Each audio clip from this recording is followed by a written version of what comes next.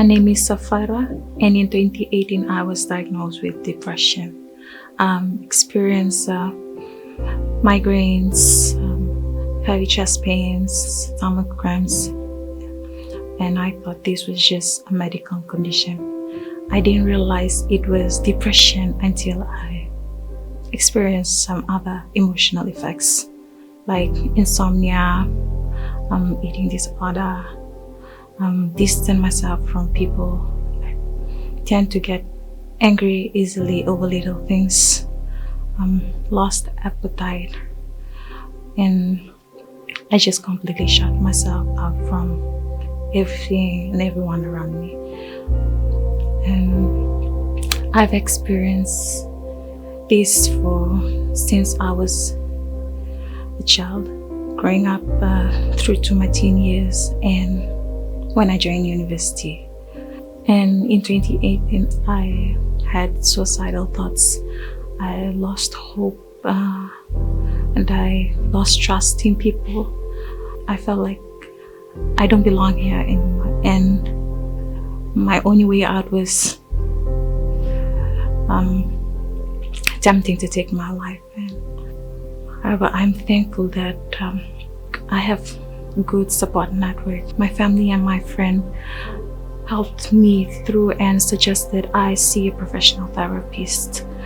So I end up finding myself in one of the professional therapists, sharing all of what I was going through and all the emotions I felt and the cloudy thoughts that been running through my head, and she just helped me through. After a few sessions with my therapy, I've seen like a few changes in my life.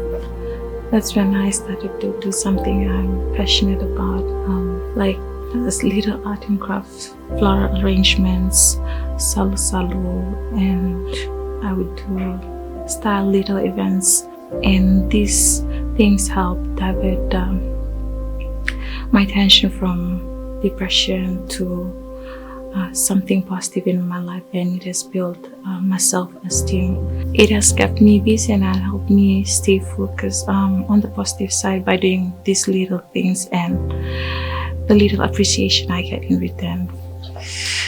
Now I've opened up about my depression and I'm starting to advocate on mental health through social media by putting up pieces of poetry about the journey that I was in.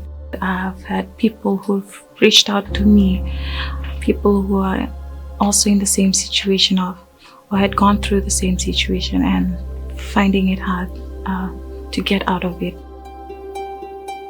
Depression is real, and many do not know they suffer from it until it's too late. It affects about 300 million people worldwide and a major contributor to suicide deaths. Around 800,000 people die per year, with about half in the Asia-Pacific region.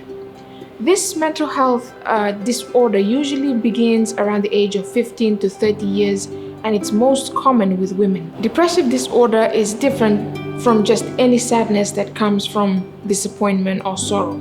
It's a disorder of the brain and is triggered by a traumatic event like a loss of loved one, natural disaster, a pandemic like COVID, or a personal failure. Anyone suffering from depression are in a longer state of sadness than normal, to the point that it disrupts daily activities with symptoms like insomnia, inability to focus, lack of appetite, excessive eating, complete loss of interest, physical pain like migraines, chest pains. They distance themselves, self-harm, and as well as suicide. And just because someone is suffering from depression doesn't mean they're weak, they give up easily, or are unwilling to tackle a problem. But due to the illness that has occurred to their mental state, it means they're not ready to face the issue. They would need time to overcome their emotional turmoil. It's like being in a pitch dark room and no matter where they turn, they can't see the exit. But with proper help and supportive families and friends, it's like a helping hand turning on the light that guides them to solving their problem on their own and returning to their regular life. Now, seeing a counselor, a therapist, or a mental health professional isn't something unusual or something to be ashamed of. There are issues that your family and friends cannot resolve but can only be resolved by professional people, and one of these is mental health. It is important to seek professional help when you feel something is not right. Focusing on something you love and enjoy helps you channel your emotions from what might trigger depression to what might bring about positive energy. Like Sapphira, focusing on her art and communicating with her customers allowed her self-esteem to resurface, and positive energy increased, and she took one step closer to the light. That dark, angry, distant, and sad room began to disappear as she flourished to her current business and to her current life. Remember, having a support and seeking help can be the lifeline to a friend or a family member. And if you are experiencing depression, remember also, there is hope, even when your brain tells you there isn't. Here's to the ones who feel weak, unease, and your mind starts to wander. To the ones who shower long to cry when pressure is high. To the ones your head feels migraine and your hand starts to clutch fists. To the ones whose eating starts becoming less, body becomes thin. To the one who eats more when anxiety kicks in.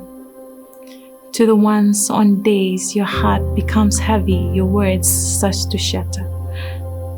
To the ones when your knees hit the ground for divine attention only when you feel the pressure.